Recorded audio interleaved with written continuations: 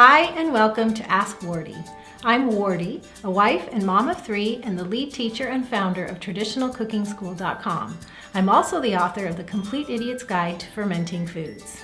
Ask Wardee is the weekly show devoted to your niggling questions about traditional cooking. Maybe it's your sourdough starter, your sauerkraut, superfoods, broth, or anything else to do with traditional cooking. That's what we talk about. You can catch Ask Wardee live each Wednesday at 10 a.m. Pacific, that's 1 p.m. Eastern, or through the podcast or video replays at askwardee.tv. And now let's get to today's show.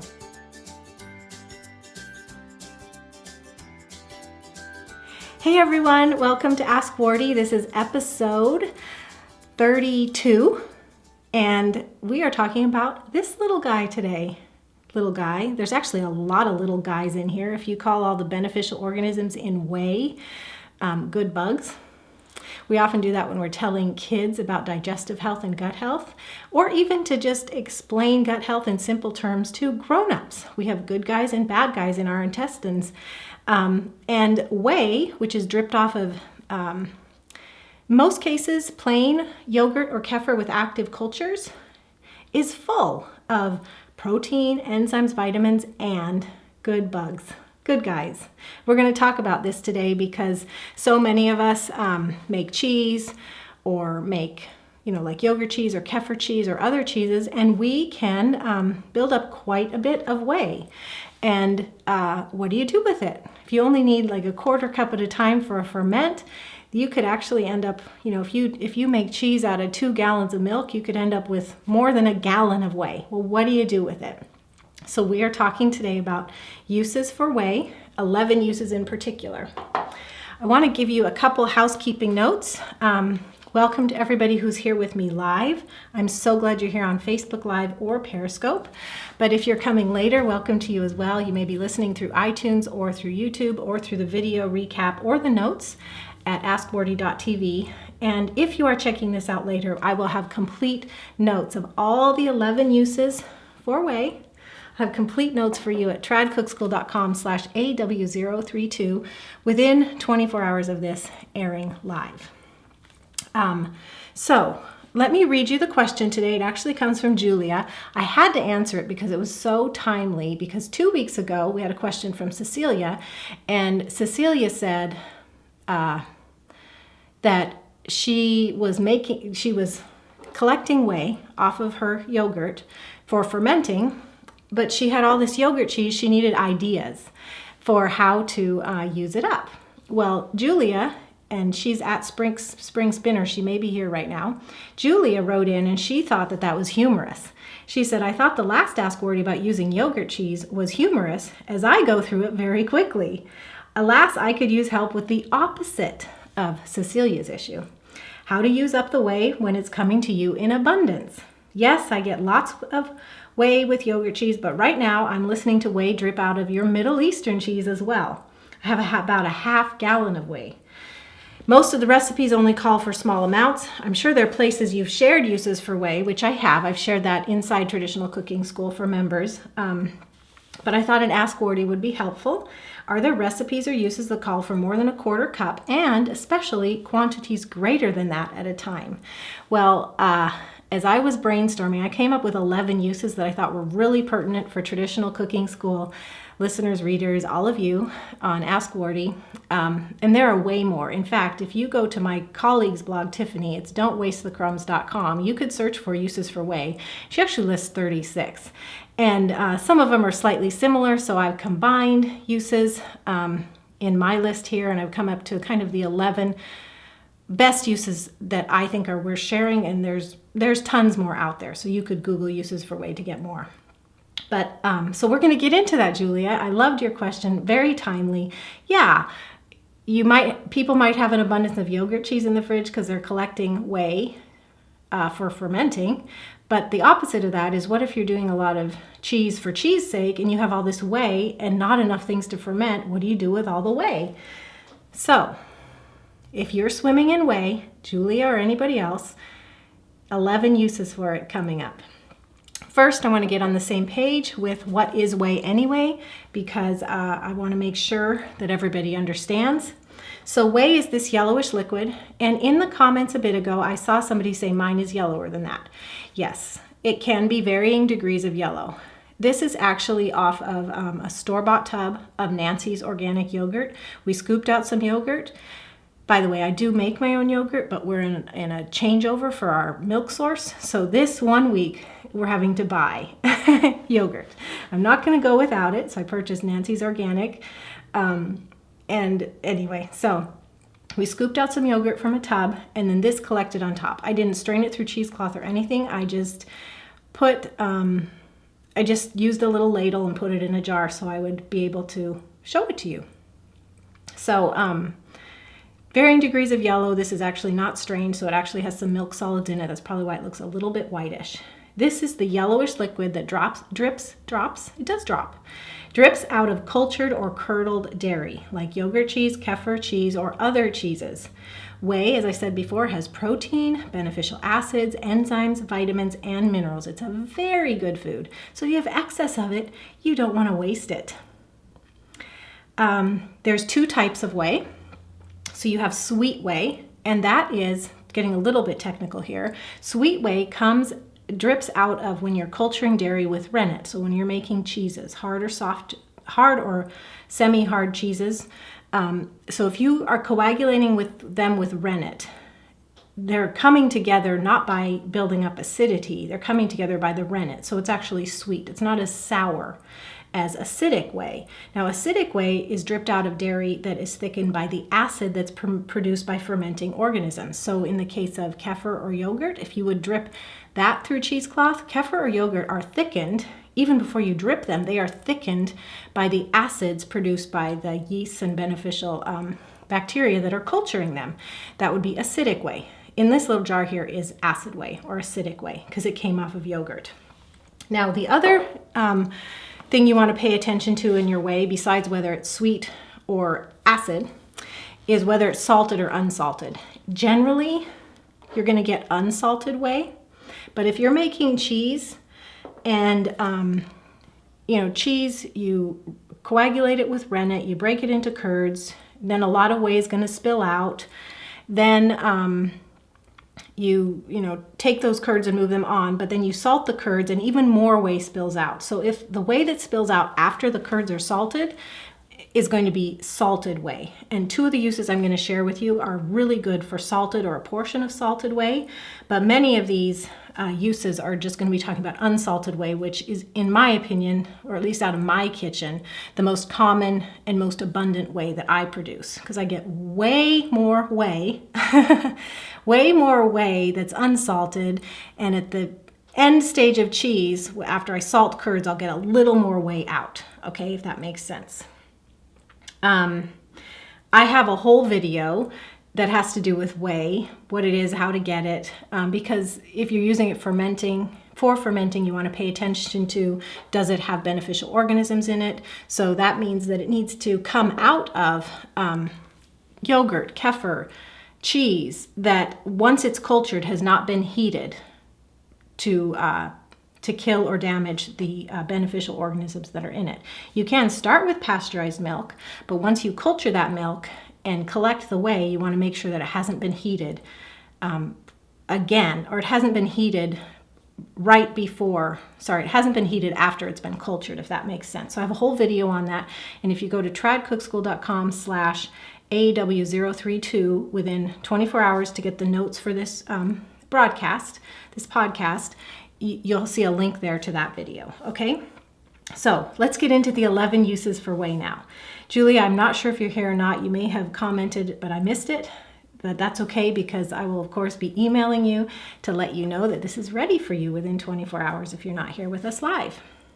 Okay, so the first use of whey, you just got here. Good to see you, Julia. I'm glad you made it.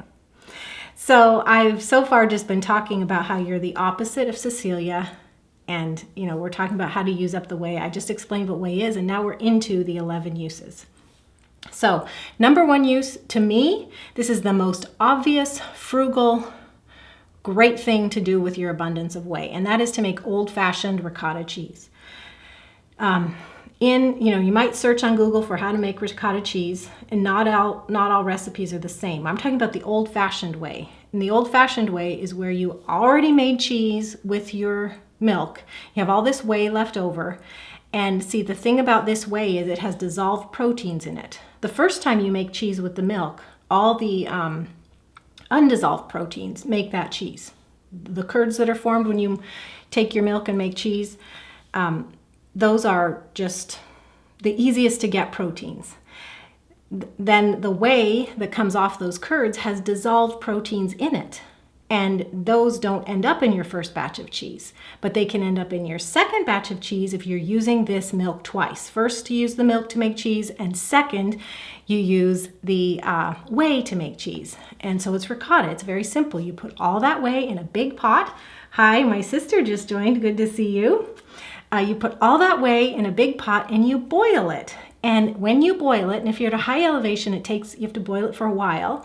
But when you boil it, you will see it's kind of like snow appearing in the whey. It's all those dissolved proteins precipitating out.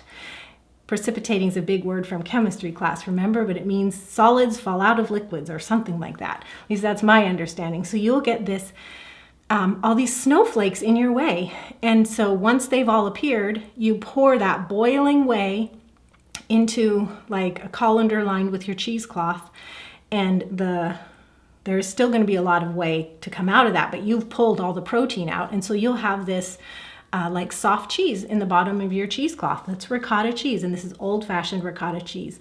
I've gone at length describing the process. I do have a recipe for it in our Cultured Dairy eCourse or eBook, so members or purchasers of the eBook will have that. It's a very frugal, obvious way, number one way, in my opinion, to use your whey. Now, you're still going to have a lot of liquid left, but you've at least pulled out the dissolved proteins, and you've gotten cheese twice. So if you made yogurt cheese or kefir cheese or cheddar cheese or whatever, that was your first cheese, but then you take that whey and you boil it, and you'll get another couple cups of cheese out of it, depending on how much whey there was. By the way, that remaining liquid, then from doing the ricotta cheese, you'll get some cheese out, but you'll still have whey. It no longer contains active cultures because you boiled it. So enzymes, probiotics, they have all perished through the boiling. And it also doesn't contain protein anymore because the dissolved protein that was in that whey is now in the ricotta cheese. Okay, so you've ended up with just this, well, it's very frugal. You've used the whey to get a little bit more out, and the remaining liquid can be used in some of these other uses, not all. So number two, and we've discussed this at length, in fact, in 2 episodes ago, but you can use your whey that has probiotic active cultures as a fermenting culture. So you just add a 1/4 cup of whey in any quart of ferment, and that is like fruit or vegetable. It's your starter culture. That's what is considered. Third use for whey is homemade sodas. You can use whey as the starter culture or the base culture for your homemade sodas, like a fermented lemonade or a fermented limeade. Here's an easy recipe, and Juliet calls for 1 cup of whey per gallon of soda. So if you made several gallons, you could use up quite a bit of your whey. So, but 1 gallon of soda here is you take juice from a dozen lemons or limes, and you would have 3/4 cups of your favorite sugar source, and you use 1 cup of whey. And all you're going to do is put your sugar in a gallon jar and dissolve it in just as much water as you need to get it dissolved. Add the juice of your lemons and limes, then fill to the shoulder with water, so it's a nearly full gallon jar. Cap it tightly and let it ferment for 2 days. Then you move it to the fridge, or you can bottle it up. I will have this recipe written out for you at tradcookschool.com/AW032. So check that out. Use number 4 for soaking grains or flour. So in traditional cooking, we prepare grains for better digestion by soaking, sprouting, or fermenting. And in the soaking method, by the way, you can get a video on this at tradcookschool.com/freevids if you haven't already gotten my free video series. But in the soaking method, you add a little bit of acid. Well, whey is acidic, so you can use whey instead of lemon juice or vinegar, raw apple cider vinegar. Use whey instead. That'll use it up. So you can soak your grains or your flour with whey.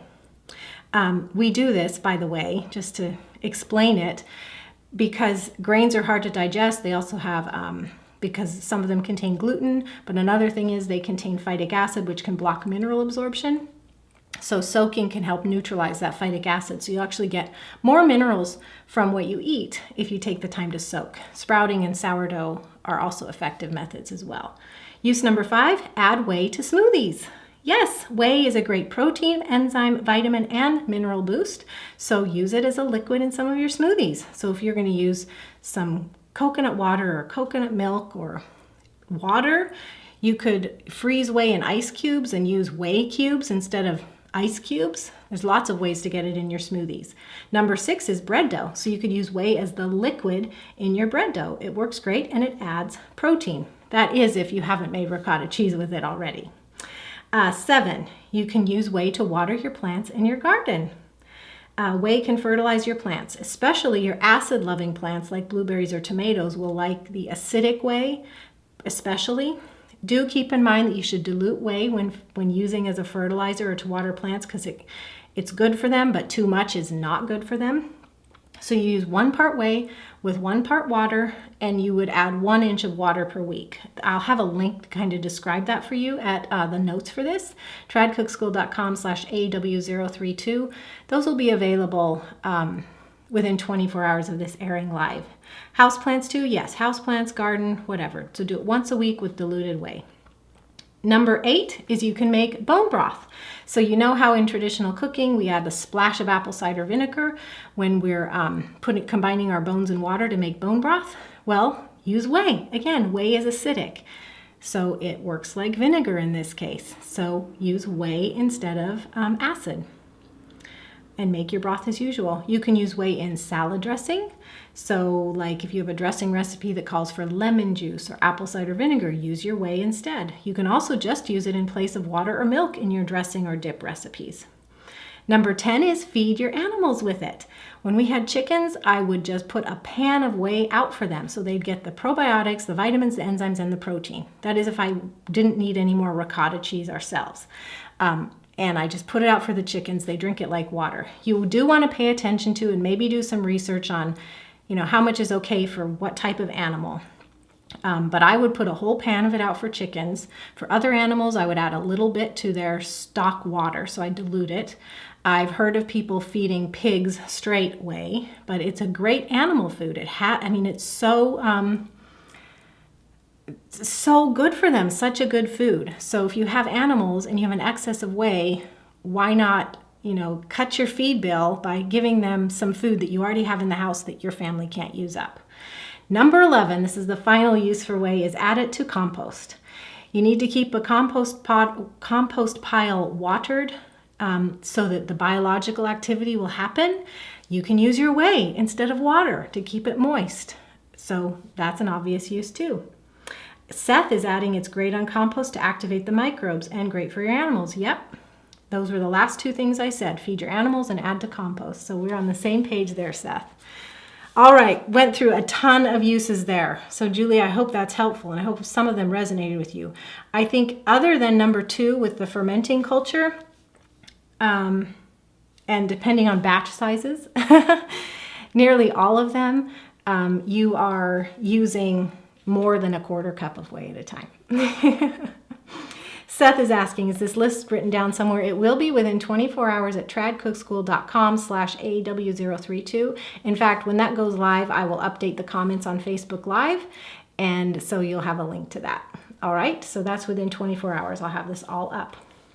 So thank you all for joining me. Let me finish up by telling you about something. If you're interested in culturing dairy, whey is a byproduct of culturing dairy, and we love homemade cheeses and sour cream and yogurt and all kinds of things at Traditional Cooking School. And I have a free recipe to give you if you're interested. I had a picture of it here. If you'd like to learn how to make cultured butter, go to tradcookschool.com/free butter. Now, it's not that I'm giving you free butter, it's that I'm giving you the free butter recipe. So come on by and grab that. It's very easy, and I love cultured butter more than regular butter because cultured butter has good probiotics in it. It also has this wonderful, sweet, complex, sour flavor that is just to die for. I mean, we all love butter. Well, I'm not going to say all, but at least me and many people that I know, love cultured butter even more. And anyway, so tradcookschool.com/free butter to grab that recipe if you're interested in that. And let me also just say thank you for everyone for coming, and repeat that the notes for this will be available at tradcookschool.com/AW032 within 24 hours. I'll update this post on Facebook to let you know when it's up, or you can just go to askwardee.tv. You can go now and you'll see archives from the 31 past episodes, but within 24 hours we'll have the new one there too. You're so welcome, Julia. I'm so happy that you gave such a timely question as a follow-up and the opposite to episode 30. Seth is saying, hey people, cultured butter is so delicious and healthy, you must try. Exactly. Seth knows what I'm talking about. So it's tradcookschool.com/free butter for that recipe. I'd love to share my favorite butter with you. All right. Well, God bless you all. Thanks so much for joining me. And here's to your whey and using it up and not wasting it. God bless you. Bye-bye. Thanks so much for coming today. It's been fun. Here's what to do next. Ask Wardee wouldn't be possible without your questions, so please keep them coming. If you're on Twitter, you can tweet me. Use the handle @TradCookSchool with your question and include the hashtag AskWardee. Or you can email me, wardee@askwardee.tv. To get the show notes, links I mentioned, or even to catch up on past episodes, just go to askwardee.tv. To join the fun of the live video recording of Ask Wardee each week, be sure to follow me @TradCookSchool on the Periscope app, or go to periscope.tv/TradCookSchool. We're live every Wednesday at 10 a.m. Pacific, that's 1 p.m. Eastern. And finally, you can subscribe to Ask Wardee as a podcast using iTunes, the podcast app, or Stitcher. If you're on a mobile device, just search for Ask Wardee right in the app. If you're on a desktop or laptop, just go to tradcookschool.com/AWiTunes for Ask Wardee iTunes. And while you're there, please leave a rating or review. I love to read your comments, and your feedback helps others who are interested in traditional cooking find my podcast too. Thanks so much, and I'll see you next week.